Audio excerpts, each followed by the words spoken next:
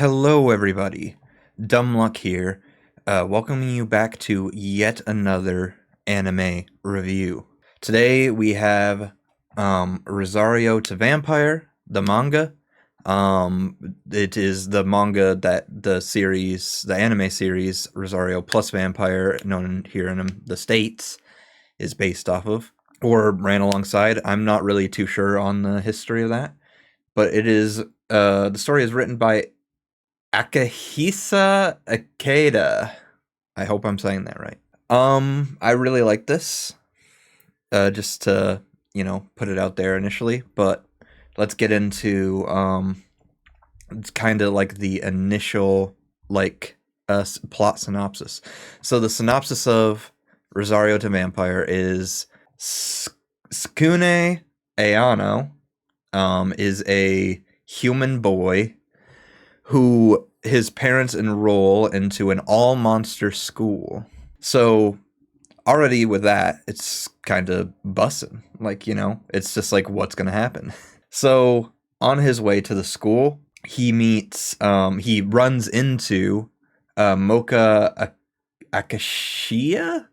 I don't know. I've read the manga, so I don't know how any of this is pronounced, even less than with Heaven's Lost Property. But she runs into him with her bicycle on the first episode, and chaos kind of ensues from there. So the deal with Mocha is she is a vampire at the monster school, but she looks like a human girl because all the monsters in the school look like humans because of reasons, I guess. There are reasons, but I won't get into that in the synopsis. But all of this stuff is revealed in the first episode, so nothing is being spoiled. So basically, Skune and Mocha end up hitting it off really well. Mocha enjoys the taste of Skune's blood, and they kind of just bond, right off rip, kind of. So yeah, that's pretty much it. Just the basic synopsis of the story is Skune Ayano's journey trying to survive in an all-monster school backed by Mocha Akashia, who is his vampire companion. Now I'm going to get into characters who would be introduced after the first episode. So if you don't want that, I'm going to have a thing with the spoilers code somewhere on the screen. It'll be somewhere. Trust me. But if you don't want spoilers for characters who will be introduced later or for other things that could spoil the series, then skip to that code. Alright, so getting into it. So the first character we're introduced to who is a mainstay on the show is Karumo Kurono, who is a succubus type girl, and she wants to basically steal Skune from Mocha initially, and then that kind of becomes her overarching character over the rest of the series. Is she is in competition with Mocha to get Skune's love, kind of. And it's she's very funny, and she's very kind of intense as a character, so I like her. Moving on, Yukari Sendo. So Yukari Sendo, I think, is the witch girl, I'm pretty sure. So she's like a lolly type character with a witch's hat, and obviously she's a witch, so she's half human, half what is it, yokai, I think is what they say.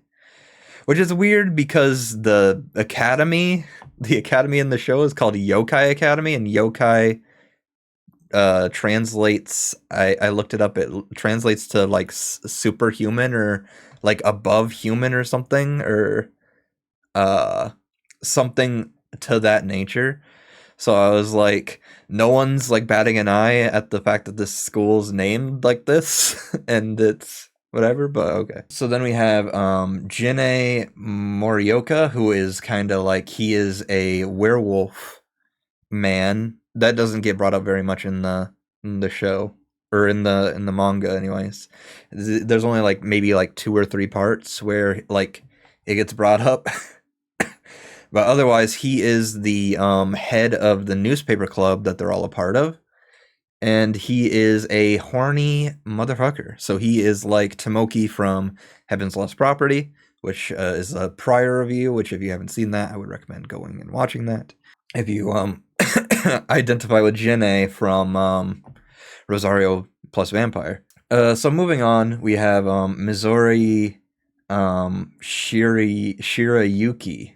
So she is like a stalker type character, kind of like a what do you call that? Um, Tsundere? No, Tsundere is like they fucking hate you, right? It's something like that. It's one of the dares. Um, but she basically like hides and stalks um Skune. I keep trying to say Tomoki because they both have T's, and I'm doing these sort of back to back. Um, so she kind of like stalks him, and she is like a I think an ice witch or an ice fairy or something is what her monster is in the series. It's something with ice. She controls water and different liquids and can make them ice. But she kind of just like stalks Skune and the group, and she'll occasionally lend a hand or have moments. But I feel like she's less seen in the manga than I remember her being shown in the anime, but I watched a lot more of the anime than I've seen the manga so far, because this is only for season 1. I don't know if I mentioned that earlier. I might have to splice that in before. I can't remember. But yeah, so I like her as a character cuz she's kind of stoic. She's kind of like Icarus from Heaven's Lost Property, except more needy, I guess. Um but anyway, so then the final person who is introduced as like a mainstay in the manga series, anyways, is Ruby Tojo. Let's go with that. But Ruby is a witch who they meet on a field trip to the real world. She was part of a coven that was trying to protect a sunflower patch. And the head matron of the coven went fucking crazy, and they had to stop them. And Ruby ended up coming back with them, and I guess I don't know if she's going to school with them. I think she's just working for the headmaster or whatever, who is another character that I could probably bring up, but I don't really care. Like, I don't want to get into too many spoilers. I just kind of want to show the characters as they are, because I very well might talk about them. So then that is all of the characters from season 1 that have been introduced, and so now I can probably get into my thoughts about the series. So I really like kind of like the premise of the story. I feel like it's an interesting premise. It's like, you know, it's not unique in a grand sense anyways. Like, person in place, person shouldn't be, or person in place where they are different. But the fact that, it is the monsters, and it's like humans and monsters, and this back and forth, and then I feel like with the fact that, like, if he gets revealed to be a human to the wrong person, he's dead. Tsukune. But it's kind of like a good, like, jumping off point for a story, and I feel like the way that they are taking it, and the way I remember them taking it in the anime that I had watched, because I don't think I finished the anime, but I watched a lot of it back in the day. The way I know that they're taking it, I like, or I know I'm going to like, and like all the thoughts that were in my head, so when I was watching it, is all just like kind of positive. Like, I couldn't see it going wrong, really, or well, like for entertainment wise anyways. So I really like, basically, like the story. I like that kind of throughout the manga it is different than the anime. I feel like there were some moments that I definitely didn't see in the anime when back in the day. And I've read online that there are arcs that don't happen in the anime that happen in the manga. I really do enjoy it. Let me see. Like, what else? What else could I bring up? I do kind of like the character kind of development over the course of the show. Like, it kind of starts with like Mocha has these like feelings for Skune, but she isn't sure if it's just because, he has delicious blood or if it's because of something else. And then it's her like, slowly realizing that, she really cares about Skune, and Skune really figuring out that he cares for her and for everyone else. And it's a lot like Heaven's Lost Property. I know I keep drawing comparisons, but it's like it's the only other anime I've seen recently. And I think there are a lot of comparisons to draw because, both of these animes are harem animes, basically, when you boil it down. But they have action, and there's consequences to things happening, and that is what makes it interesting. But yeah, so I like kind of like the character development on not just Mocha but on everybody, honestly. But Mocha, I feel like, she's the mainstay. She is the like the other main protagonist, basically. Like, it's Skune, Mocha, and then everybody else. But yeah, I like that, like, Kurumu, she's like getting less like tricksy about like wanting to seduce Skune, but more like, she wants to romance him, and like, she wants it to be a fair fight between her and Mocha because she could just use her powers and win. And Yukari, just kind of just, growing as a person, like to not hate humans and monsters because she was kind of like an outcast to start with, and now she's starting to like everyone better and everything. Just everybody's arcs, as they're progressing is interesting to watch, and I can't wait to see more of that in the second season. So far we got good premise. We got what hold on. Good premise. Then we got good character development. And what else do I like?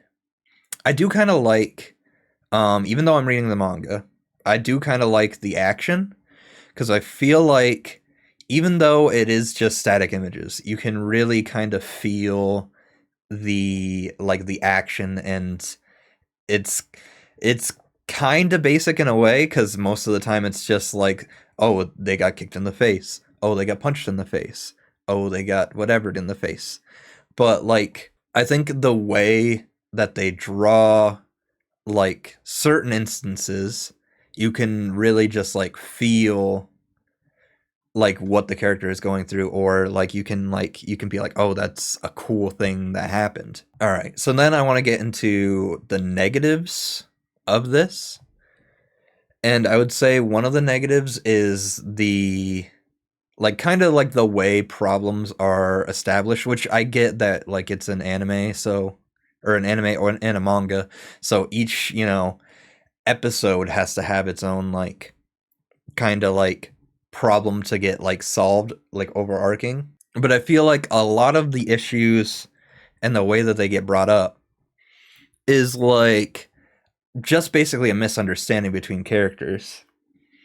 And if they just talked for like 10 minutes more and like, came to a common ground instead of storming off, then they would, they would have the growth without having to go through immense trauma. It would make the series very boring, but sometimes it's like, come on, man, like you had to like leave it like that. Like you couldn't have like, made something different happen, So I think sometimes like they fall into this like hole of going like, how do we make this story progress in the way we want it?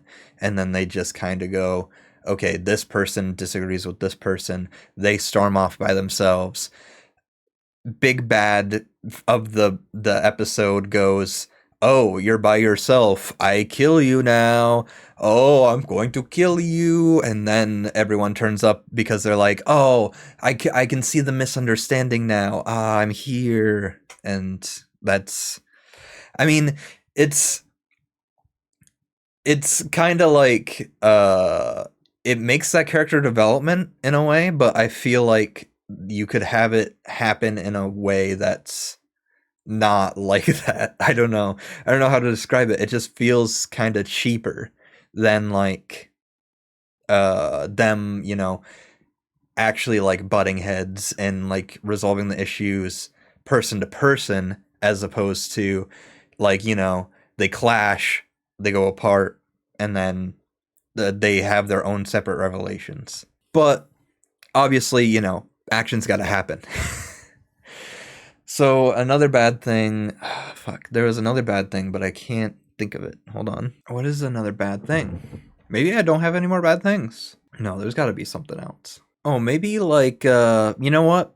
Another bad thing about the show, or well, the manga that I've read up to this point, is there's kind of not a lot of consequences to characters in the show. Like I feel like there is, the main consequence that has even happened in the manga is to Skune, and it's from him borrowing Mocha's power, and he becomes a ghoul, which, by the way, is a massive spoiler, if whatever. But you've accepted the spoiler part of this so far, so I hope you're locked in. So him being transformed into the ghoul is like the biggest kind of like drawback of the show. But like, every big bad that they fight, like basically none of them I don't think die, except for like a couple that work for they don't get killed by Mocha and Skune. They get killed by like external forces, like the half whatever breed club, whatever the hell they're called. I forget what their name is. I could maybe put it in post somewhere here. It's probably here somewhere. But like there's not really any consequences for anything. So like the teacher who gets who like makes a bunch of her students into stone, and she ends up getting fired because she kidnapped all these students and basically almost killed them, if or would have killed them basically if she had gone unseen. She just gets kind of like, she gets fired, I think, or like suspended, I think, in the manga, but she just like is still hanging around the university, like just doing things. And it's like she didn't get like thrown in jail, like there's not like a prison or something. And she ends up like working with the security club, and they kind of like ignore that, and then she ends up bringing the mirror to the school and causing all the havoc at the end of the manga, which I don't know if that's in the anime, because that's where they introduce Skune's cousin, which I don't know if she's a recurring character yet, because of the fact that she was only in that episode, and she was at the end of or that volume, I guess. And she was only in she was in the one where they go home at the very end of the manga, which was like kind of like the yay, if you wanted to stop at watching here, you could, because they kind of like, they went home, they got introduced to the family and all that shit. But there's no consequences for her. There's like no consequence. There's not really a consequence for the leader of the committee, who ended up being the leader of the half breed faction, whose name I still don't know. There's like no repercussions for the vampire guy who's with him either.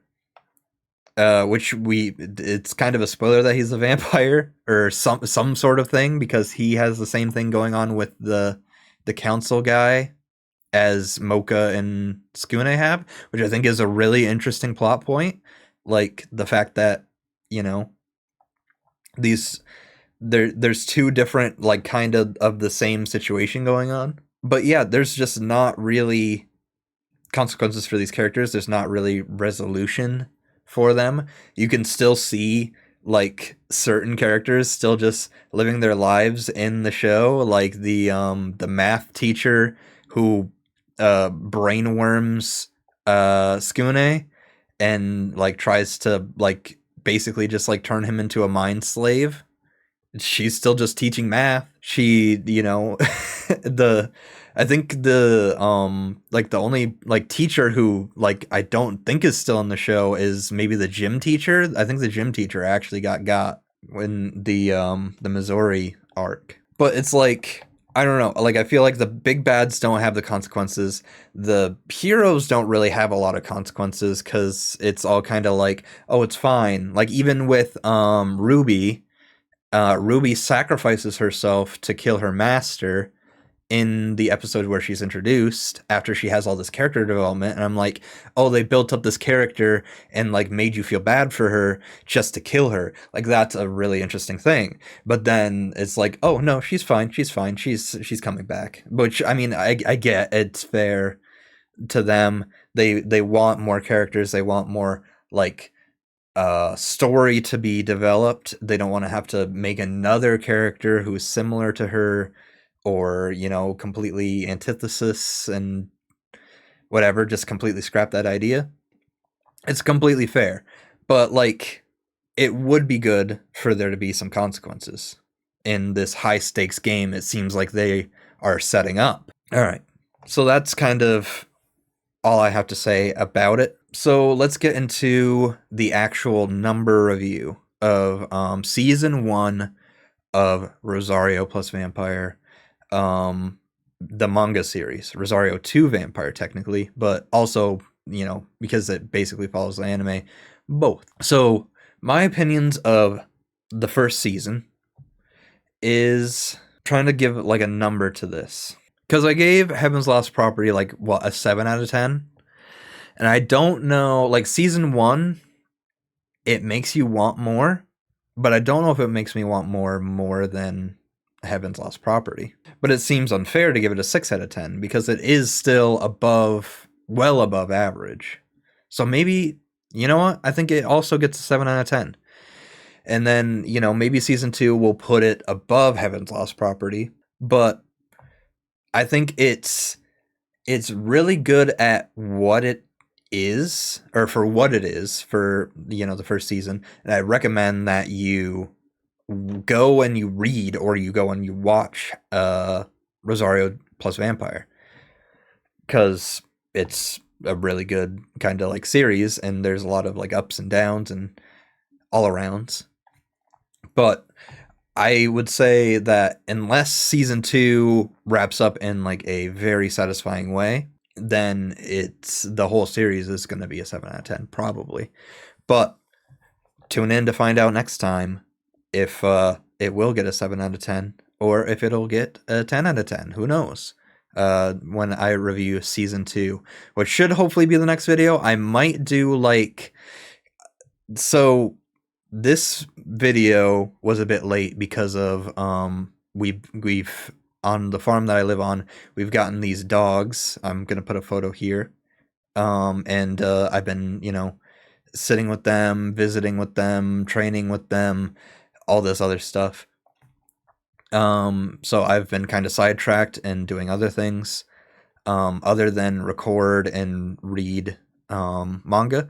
So I might try and do some more short form stuff in between season 1 and 2, unless this video gets a lot of likes. If this video gets a lot of likes, I will dedicate myself to reading through season 2. I'll push out that review as soon as I can, and whatever. But I might see if I can find some shorter manga, some shorter anime, maybe some like an animated movie or something. Just watch that and give that a review. Just in the meantime, and maybe do some batch recording of some shorter stuff, so that way I am less likely to leave you guys in the lurch, because I felt really bad not, uploading this, on the same day that I did the first one. And for that, I apologize if you were missing out. But yeah, so if this video gets a lot of likes, then I will send it on Rosario+Vampire Season 2. If this video is the average, I guess, then I will just go for a shorter form thing. Either way, I think I'll probably start reading a shorter form thing. And then, if this gets a lot of likes in the meantime while I'm doing that, then I'll just record that video, and then I'll start working on Rosario+Vampire. Just to give you a little peer behind the curtain, like I did before, like this. Beep. Little blizzard back there. Sponsored. It's not. All right. So that is the end of the video, I believe. I think I covered everything. If I didn't cover anything, then in post I'll give you something else. But I think that's it for now. So I hope you guys have a good rest of your day, and I hope that you come for the next video. I hope you watch the last video, and I hope you have a wonderful time. Bye-bye.